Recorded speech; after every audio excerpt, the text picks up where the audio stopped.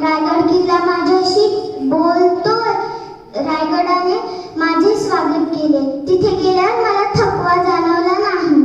रायगडाने मला सांगितले, जेव्हा शिवरायांनी माझी निवड राजधानी म्हणून केली तेव्हा मला माझे जीवन सार्थक झाल्यासारखे वाटले. मी कधी तोफांशी भिडलो नाही.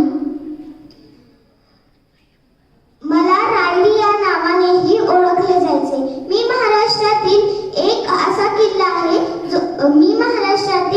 एक डोंगरी किल्ला आहे.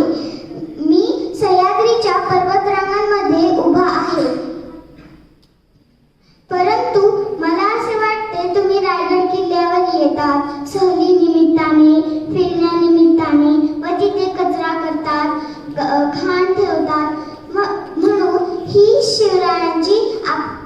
एक शिवरायांची निशाणी आहे. आपल्याला त्या निशाणीला जपलं पाहिजे. शेवटी एवढंच म्हणते, स्वच्छ ठेवा, सुंदर